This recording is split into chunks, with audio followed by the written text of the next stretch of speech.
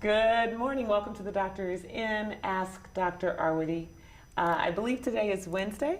No, Thursday. I'm sorry. Thursday, April 30th. Okay. I missed Wednesday. Back with you Thursday, April 30th. I'm Sybil Madison, your Deputy Director for Education and Human Services. I'm here with Dr. Allison Arwady. Good morning. She's your Commissioner for the Chicago Department of Public Health. We're really happy to be with you to share the latest on COVID-19 in Chicago, give you some great, good, accurate information, as well as answer your questions. You can put questions and comments in the chat box below. You can also send them in through Facebook or Twitter using the hashtag AskDrArwady. We always check our social distance if we start to make sure that we are at least at 6 feet apart. And we always start off with an update from you on the latest. All right, sounds good. So we were starting just a little bit delayed here because we're going to show you some new tech that we would love to have you explore at home. So we are at 20,499 cases of COVID-19 and 873 deaths among Chicago residents. That was an increase of 875 cases and 47 deaths since yesterday. We've now crossed 50,000 cases here in Illinois, more than 2,200 deaths in Illinois. The U.S. is over 1 million cases. The world is over 3 million cases. So really continuing to see that increase. Let's go ahead and see if we can bring up the data, some of the data portal here, and help people show kind of what that is. So we've got a laptop set up here. Perfect, and we're zooming in. So every day we tell you to go to chicago.gov/coronavirus, but we know you don't all necessarily go every day. So we wanted to just show you, first of all, when you go to chicago.gov/coronavirus, first of all, here, for example, we've got a thing for the Chai COVID coach, and that's sort of a rotating for things you can explore. But right up at the top here, you can see we've got things related to the stay-at-home order, resources, frequently asked questions. But right here is our data and reports. And if you click there, if you go to latest data, that's where you're able to see every day what we talk about here. So for example, everything morbidity and mortality and the MAPS data you can download every day. Here's the report we talk through, where you can get your case characteristics. You can see what's happening with testing, gender, race, ethnicity. You can see what's happening with deaths. Here's our underlying conditions data. Here at the bottom is what's called our syndromic surveillance data, where we talk about how many people are coming to the emergency department every day with flu-like symptoms. So all of this is getting updated every day right here under data and reports on latest data. You can also, underneath here, you see we actually pull it out. So if you want to see, people who were between 50 and 59, how many of them in Chicago have had COVID? Like, you can really explore this. Below here is where we have all of our MAP reports, okay? So these are getting updated, most of them every Monday, Wednesday, Friday. So this is where, let's choose one. Like here is our mortality .map, right? So this was just updated yesterday on Wednesday. And this is where you can look and see, okay, so we'd had 822 deaths. And this is where you can see, all right, every dot on here represents someone, unfortunately, who's died of COVID-19 in Chicago. And you can see in the purple is where we have people who are Black, non-Latinx, still really disproportionately represented in our deaths. The blue represent Latinx Chicagoans or Hispanic Chicagoans. The red, white, non-Latinx. The green, Asian, etc. So the point, I'm not going to go over these in detail, but I just wanted to highlight, again, where you can find all of this. And all of these maps are getting updated at least, most of them 3 times a week, the testing ones every week. And then you can see things like case rates and how they're changing, and some of our data about epidemic trajectory. You can also go back and see every report going back. So go ahead and explore around latest data. Secondly, under hospital capacity here, this is where you can actually get into all the details on a daily basis of what is happening with hospital capacity here in Chicago.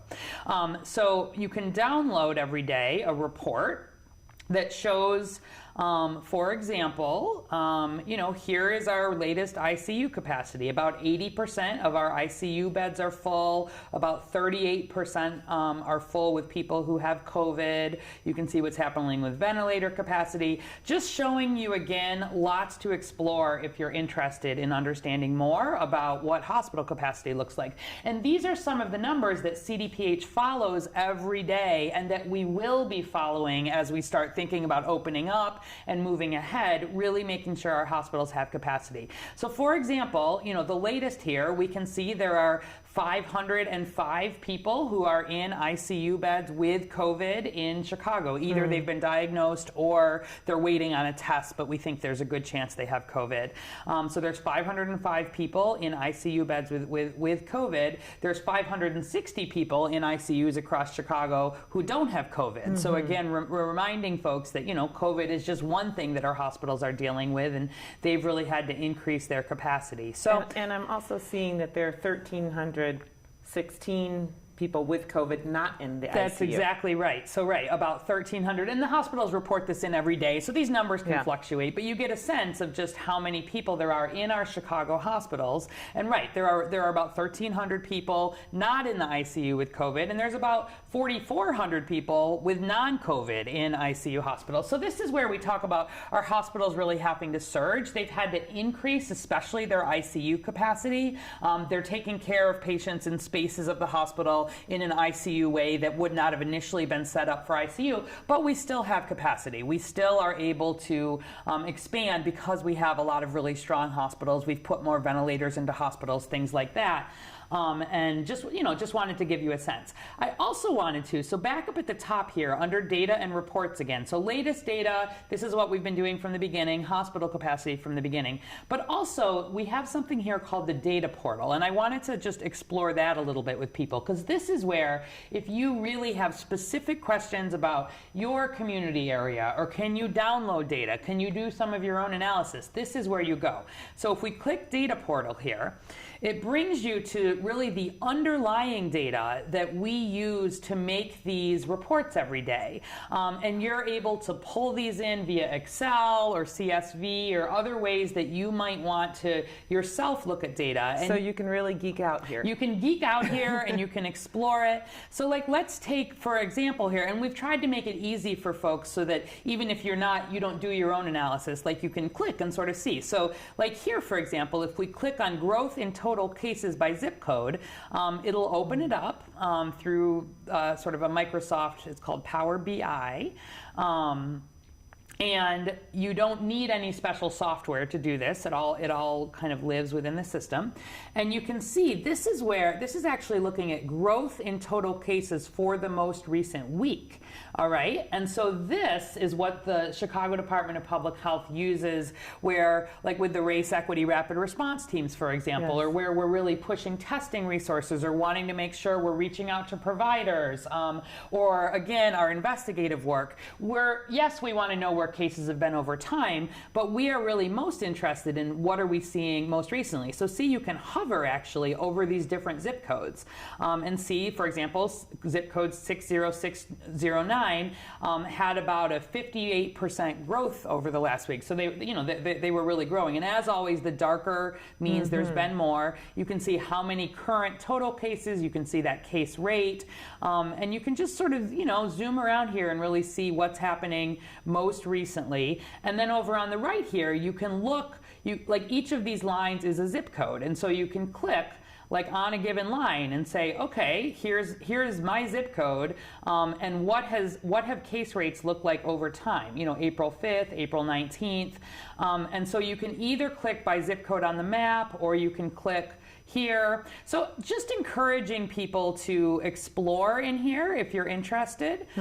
You can do the same thing with percent of tests that were positive. So we will talk more about this, because these are some of the measures that we'll be using as we predict and look ahead to Are we doing enough testing? What do we need to be looking for in a long-term way? So you can explore in the same way here by zip code, or over here on the right by the weekly percent. So this tells you what percent of tests in a given zip code were positive.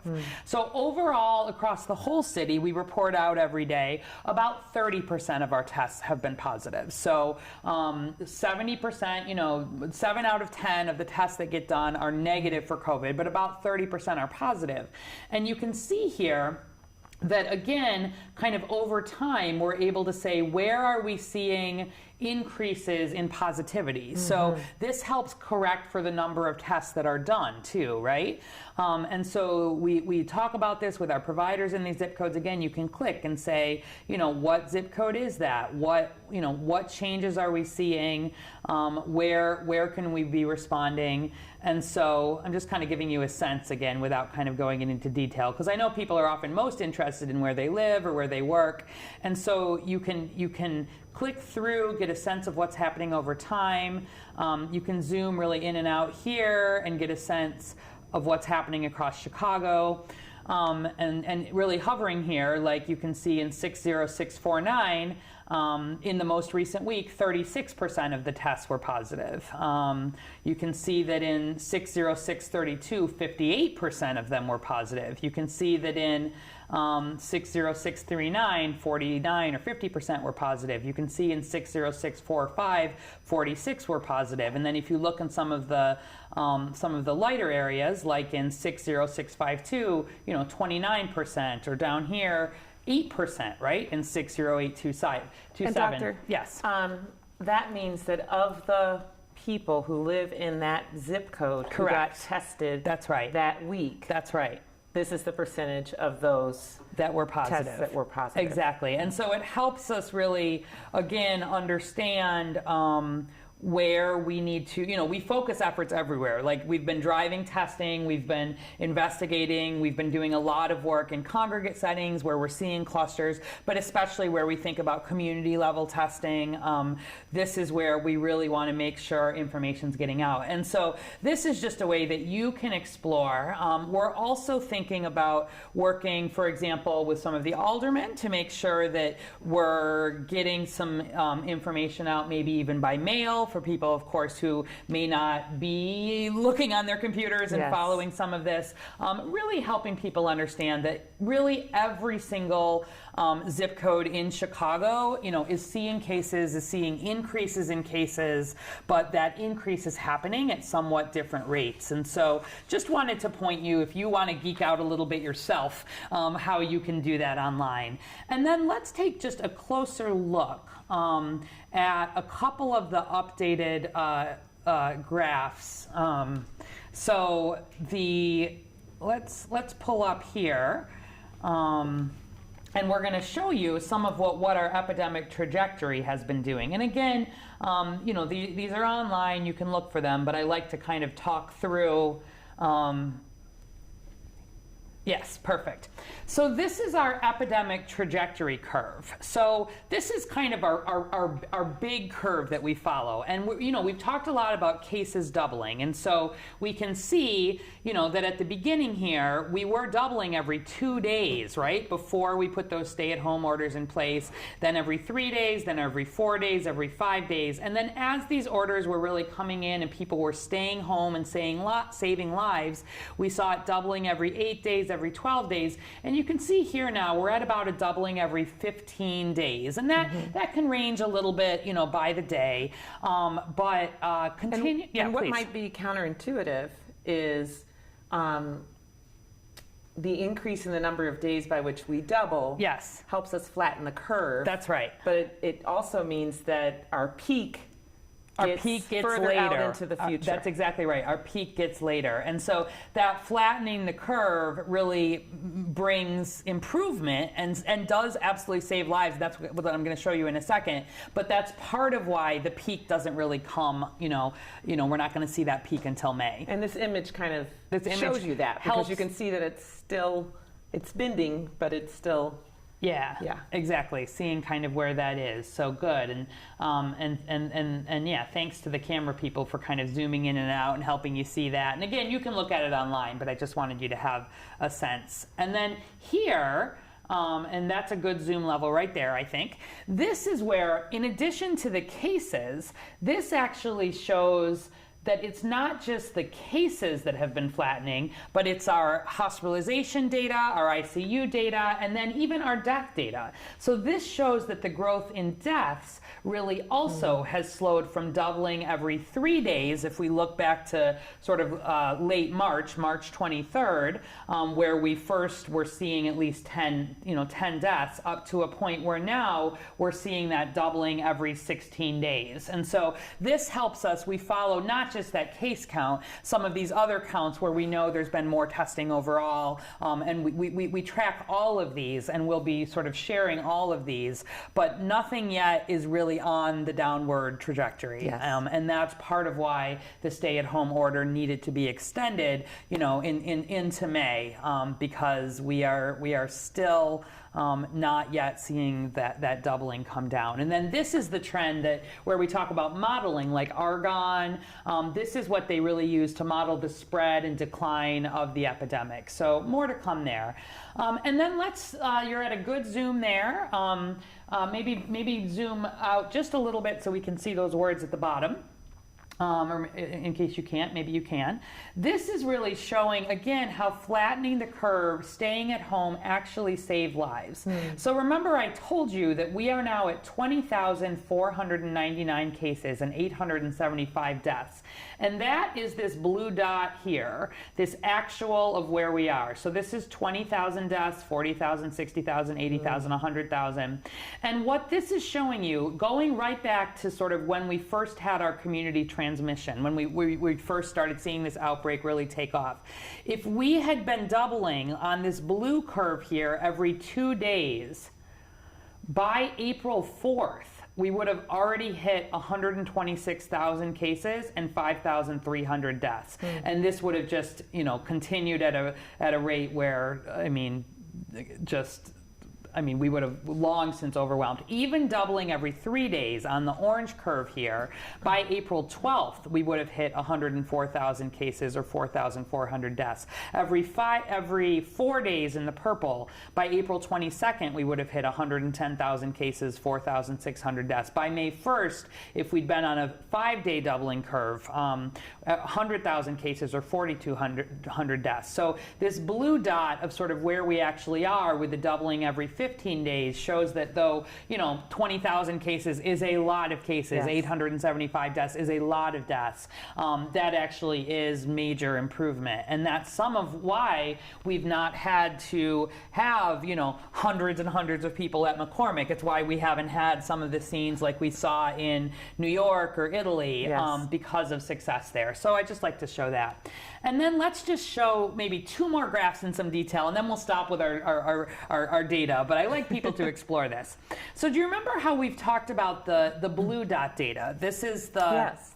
This is some of our movement, exactly, and how well are we doing with staying home in Chicago? And certainly, the mayor's been talking about, we have seen some parties, we've seen some people not adhering, but most people in Chicago really have been doing a good job, by and large, of staying home. So this, again, is not individual cell phone data. The city does not have anybody's individual data, but where you have allowed your mobile devices to track location on any of your apps. This, in an anonymous way across the neighborhoods, looks to see what percentage of the time is your device check-in at or within 200 meters of home. And it assumes home is wherever you spend the most time between midnight and 9 a.m. And so if we look back at the beginning here, you see this is in February. So kind of it's cold, people are largely home in February. And that was well before COVID. Our COVID response. Right. We were seeing people at home 58, 59, 61, 62% of the time. And that's sort of throughout the day, how many of your check-ins are at home. So that's the time you're at home sleeping, eating with your family. We're home about, 59, 60% of the time. However, as beginning in March, we had the state of emergency declared, then the CDPH shelter in place, and then the big one in March 21st here, the Illinois stay-at-home order. But you can see even before that is, schools are closing in here. We're starting to shut down gatherings. You start to see a big increase in terms of the percentage of time that folks are checking in at home. And you can see then really following week by week after this, going all the way out to sort of mid-April here, we're up to about 82% of the check-ins as a median being at or near home. Yeah. And we know there are essential workers. Like my phone right now is not checking me in near home. People who are out need to be out. We know that people who need to go get groceries and do all of this. But an 82% median check-in. So it would never be at 100%. It's never going to be 100%. We don't expect 100%. And we know that different neighborhoods have different essential workers and needs to be out and about. So it's not about like how is one neighborhood doing versus another, but every single neighborhood has seen major improvements in this. And the last slide we'll show then actually is about that. Please. In some ways, this is our Stay Home Save Lives report card. This is our Stay Home Save Lives report card. And you know how on here we talk about, I really want us to be hitting 75% of home. We've showed those blue dots moving around. Maybe we'll do that again next week for fun. But this is what we need folks doing. So on the left here shows you from sort of in that February 16, February 22, before COVID, before major COVID, basically the yellow here, the red is O'Hare, so O'Hare is just not home. But yellow is 60 to 70% of the time of the check-ins are at home. Orange is 50 to 60% of the check-ins are at home. And then you can see that in the week of April 12, April 18 on the right here, forgetting O'Hare, that in the light green here, 70 to 80% of the check-ins are at home, and in the dark green, 80 to 90% of the check-ins as a median are at home. And that's really overall a good job, really. Yes. And we need people. The reason we've had that flattening the curve, the reason we've seen those lives saved, the reason our hospital curves have flattened is mostly because of this. And so as we talk more, we're going to be talking in some more detail about what coming out of shelter in place is going to look like. It's going to be staged. You'll be hearing more about that. But we're going to need people to continue to be doing the social distancing. And really in May, while our stay-at-home order is in place, even as we start to think about relaxing that, we're going to need people to continue to really try to be home really as much as you can, unless it's for essential purposes. And the main reason for being home is to not be interacting with people outside your household, not giving more opportunity for the virus to spread. Yeah. So we emphasized a lot that April, stay the course, Chicago. Yes. And now we're saying May. Yeah, let's continue to stay the course. We've got to stay the course. We've been doing a great job. We have been. We'll be seeing that peak, soon, and we need to be seeing us on the downward trend before we can be talking seriously in a safe way about opening up. So. Thank you for indulging me. Hey, that was some remote learning. That was some remote learning. Everybody. Exactly. But please explore the website if you're interested, and more to come. Okay. Well, Christine Roth has a question that I think is just about what we just looked at. Okay. How is doubling metric valuable, since doubling at week 1 when cases are minimal is very different than doubling thousands of cases? Yeah, so it's that trajectory that we care about the most. So we've said before that at the beginning, going from 5 cases to 10 cases in a day does not sound concerning to the general public. Going from 10 to 20, even going from 20 to 40. But for the public health scientists, for the epidemiologists, that initial case doubling, it was a signal. Was a major signal. That, along with picking up some of these, our first cases of community transmission, meaning cases that were not in known travelers or people who we were following who were contacts of known cases. Even at the beginning, picking up one case of community transmission, just as an estimate, we say there's probably at least 100 undiagnosed cases out there.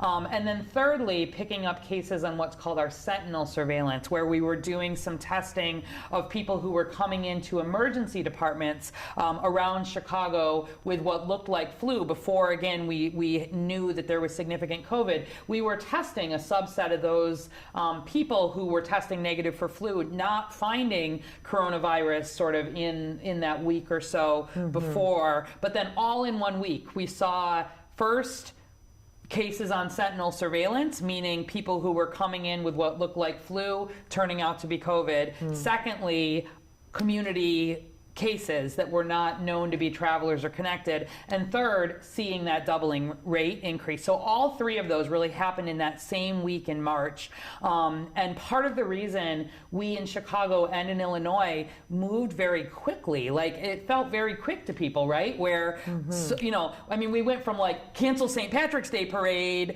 to, you know, close down schools, gatherings, to close schools, to stay at home. That was a very quick increase, and that is because we were seeing this doubling rate as high and steep as it was, even while cases were relatively low. So the cases being more is certainly, it's more of an impact on Chicago in terms of number of cases. It's more cases that we need to follow as a health department. It is a sign of spread, for sure, but that doubling, that flattening, and eventually where we see that decrease is a sign that as a city, you know, we are much, of spread is the rate is much down. Slower, and we, knowing that we see that flattening, especially if you think back to the, you know, the big flattening the curve. Why do we do that? The biggest thing is to not cross the health system capacity. So the fact that our health systems have been able to continue to provide great care to people who have COVID, everybody who's needed an ICU bed, everybody who's needed a ventilator, everybody who's needed to get in a clinical trial, everybody who's needed care has been able to get that in Chicago. That's so important in terms of saving lives also, because where you run out of those things, and we did see some of that even in the New York area and definitely internationally, that also impacts the ability to save lives. And so we follow that curve because that's what helps us know where we're going with the outbreak too. So we have some models that as we open up, what do we expect to see in terms of cases coming back? That opening up needs to be at a time where the rate of cases is such that we don't overwhelm the health system and that we're on the way back down even while we continue to have a lot of cases. Yep. Great question. Great Christine. question.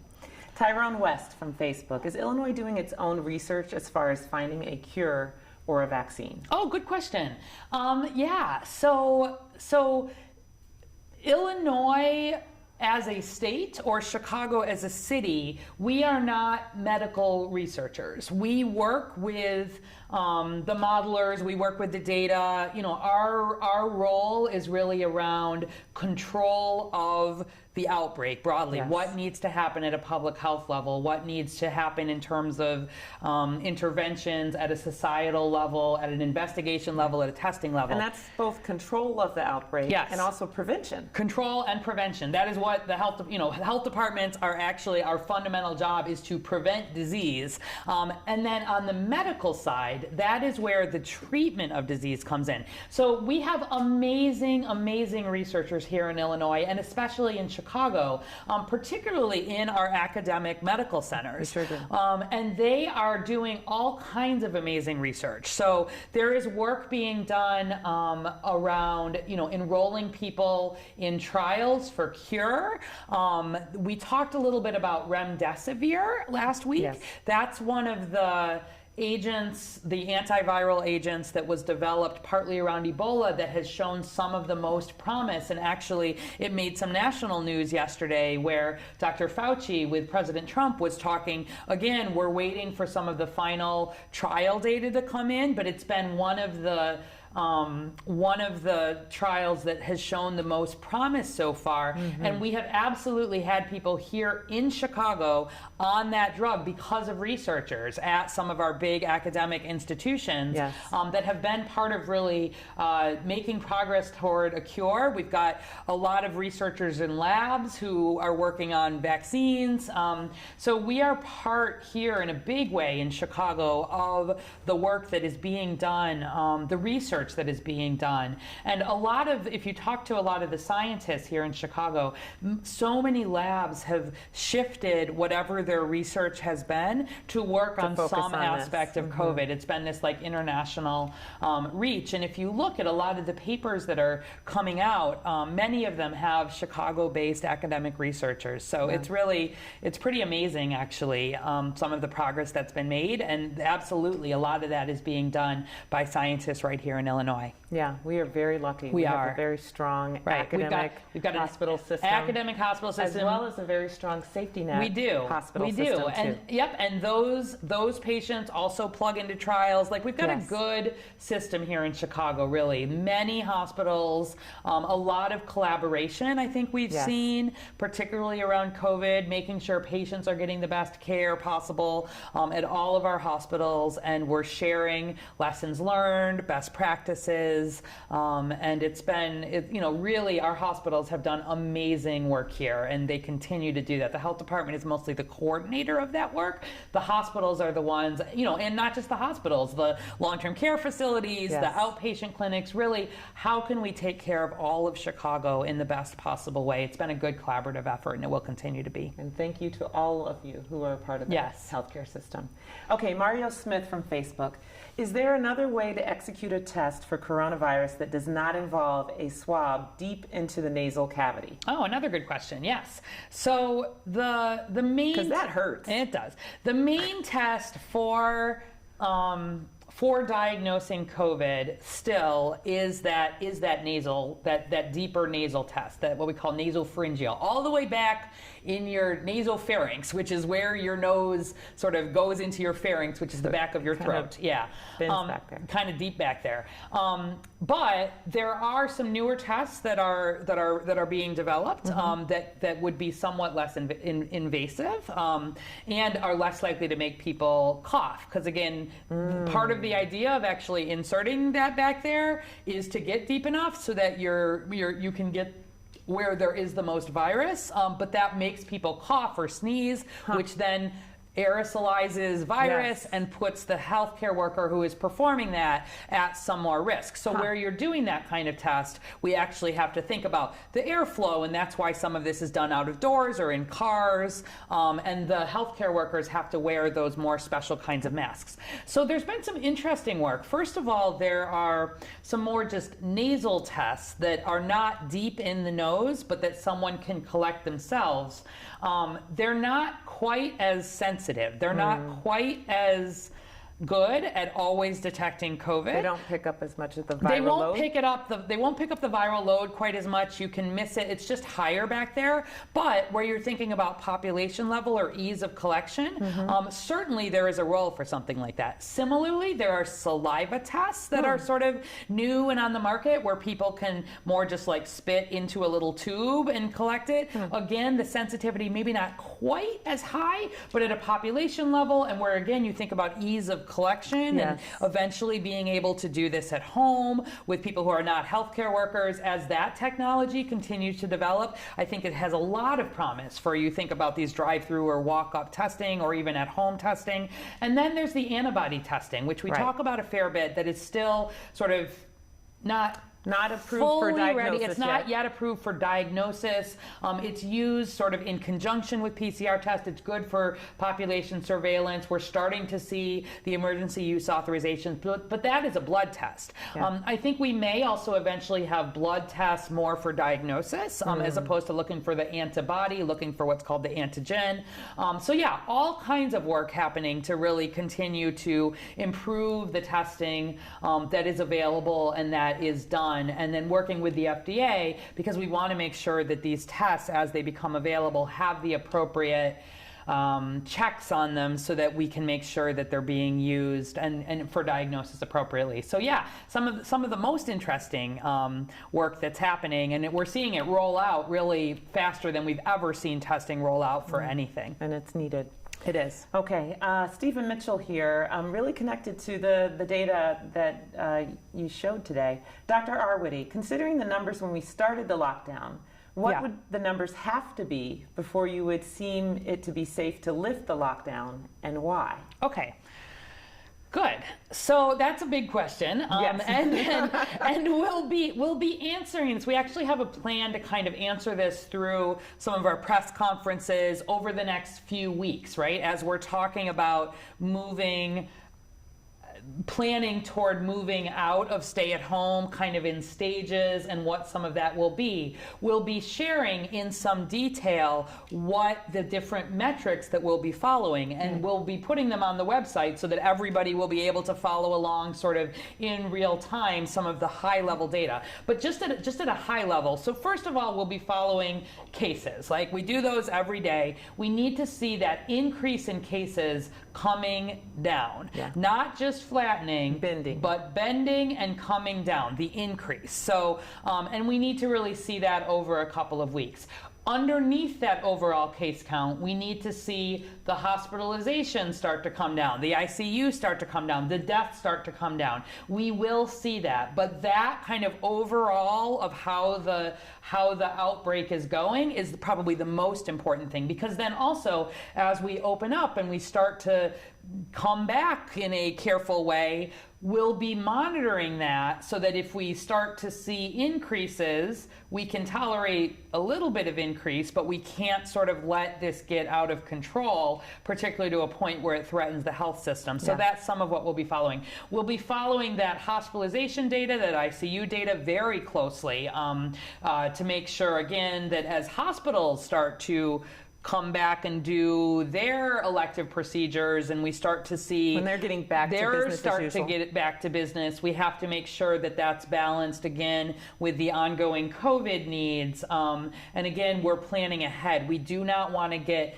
behind here at any point. We want to get folks back to doing this really important, work at all levels, but we have to make sure that we don't threaten this in a way, and it is possible that we could open some things up and then need to take sort of a half step backwards. And we've seen that in other places. Seen that in other places, and we're watching really closely what's happening around the world. So there's that. We'll follow some of this mobile check-in data. We would expect as we open things up, we'll see that shift. But a lot of the models actually, the biggest difference that is in the models moving forward is actually how well people continue to do with things like social distancing. So even as we are out and about, eventually we're back in restaurants, some of this, we still need to behave still need to be, in can different we ways. be keeping 6 foot distance? Yes. Can we be doing hand washing? Can we be thinking about what that is? And so there will be discussion about opening up different businesses, and especially initially, what do we do to keep people safe? What are we doing around, how does testing fit into this? How does, temperature checks, and things are going to be different. And we want them to be as open and back to normal as we can in a way that sort of keeps us safe as we aim toward vaccine. Yes. We'll also be following things like testing numbers and percent positivity, right? Because that is impacted by how many tests are we doing and what percent are positive. So we'll have some different goals for what percent positive we might need to see in our congregate settings where we're testing in long-term care facilities. There will be repeat testing of healthcare workers, first responders. What are we seeing there to help limit spread and help keep those folks, as protected as possible? We'll be looking at what percent. Right now we're seeing about 30% of our tests positive across the city. We'll need to see that number come down, and that comes down as cases comes down and testing comes up. And we've got some specific goals there that we'll be talking about. So it's a number of these metrics. We'll choose a few that will be the top line that will help drive this, but we'll be following a lot underneath. And we'll, just like part of the reason I went into a lot of this data today is that we'll be sharing it not in this amount of detail. Like the people who come on Facebook, I think you're a little more interested, maybe, at least I'm a little more interested in sharing with you some of what's behind the scenes. But at a high level, there will be some metrics that we'll be tracking and showing everybody as we make progress here and plan ahead. So really, watch over the next few weeks, and we'll be getting into some more details of that. It's some of the most interesting work I think we're doing at the health department, and we want to be as transparent as possible with the public as we share sort of how we're doing on this, and wanting to make sure that we're thinking, we're moving ahead, but in a way that we're watching this and not letting it get out of control, and protecting vulnerable residents too. Yep. So Stephen, what a great question to end on. It kind of took us back to the beginning. And just as you went through so many different aspects of data, we can see that all of these things are interconnected and make a big difference in terms of big decisions that have to be made. Absolutely. All right, so we're going to close out here. You got any good news to share, Doc? So I got a couple things. One is that tomorrow we've got a special guest, Dr. Wilnice Jasmine from the Chicago Department of Public Health again. She's been doing a lot of work with isolation and quarantine, with thinking about vulnerable populations, some of the work like with people who are unstably housed. She's been just working kind of across the department doing some of the race equity work. So she's going to be our guest tomorrow, and I'm looking forward to that. So you can already think about questions you may have for her. Yes. I've got two other just quick things here. Did you have anything you wanted to add? Or okay. I yield the floor. All right, very good. So some of you know that during normal times I lead architecture tours for fun. With the Chicago Architecture Center. I did not know that. You did not know that? I didn't. Oh, yeah. So I do. I lead. Why do they know and I don't know? Well, I don't know. So I'm a volunteer at the Chicago Architecture Center, and I help lead different tours around different parts of Chicago. I kind of put a public health spin on them. Even at Baseline, I lead the river tours, the boat tours. So obviously those are on hold, which makes me sad. But the Chicago Architecture is, putting together, there's lots online. You could go if you want to learn about architecture in Chicago. And also, Chicago Detours they've got a tour of the Chicago River they've put together using Google Street View, which I just thought was kind of cool. That's cool. So you can learn about the city's history and culture. You can go to chicagodetours.com and just, again, learn a little bit about the city without leaving your couch. I think maybe just because of my personal interest, maybe we'll show some of the Chicago Architecture Center stuff down the line too. Yeah, and I've got some ideas because, the mayor's doing the virtual tours herself. Yes. And so maybe we could help do us a little with bit one of public health focused, architecture. And then we'll end on a positive note of a picture. I love this. We got in that there is a Chicago-based mosaic artist named Jim Bachor. I'm not sure how to pronounce it, but Jim has been creating new works in his Pothole Street Art project. So he goes and he finds potholes in Chicago and he puts mosaics into them. Oh, that's so until cool. Chicago Streets and Sand, of course, comes along and actually does the pothole replacement. And so he's got 4 mosaics that have taken the place of potholes in Uptown. Did we pull up the picture? Good. So these are on Gunnison Street, just west of Broadway in Uptown. They are lighthearted takes on 3 things people have been stocking up on during the pandemic: toilet paper, hand sanitizer, and booze. So thank you to Jim Bachor for just, giving people who are taking walks by themselves up in Uptown just a little bit of interesting art that is not permanent, because eventually the pothole will be filled in. But just nice again to see some creativity in terms of people sharing their art with people when we can't always get together to look at art in the way that we would otherwise. So thank you for sending that one in. We loved it. These public art installations are really wonderful. They brighten up the day. Whether they're a kid who's done it in the window of their home. Yeah, or it's I love seeing that. Yep, yes. Exactly. Yeah. There's someone in my downstairs neighbor has put up a free waves because they have a young child who likes to wave at people off the window, and it's cute. Yeah, it is. So I think top line and bottom line today, we must continue to stay home and save lives. Yep. And we thank you for all the work that you are doing to keep all of Chicago safe and healthy. We'll see you tomorrow at 11 o'clock with our special guest. You're going to love Dr. Jasmine. She's wonderful. And yeah, I think that's it for us. I think that's it. Okay. Stay home. Save lives.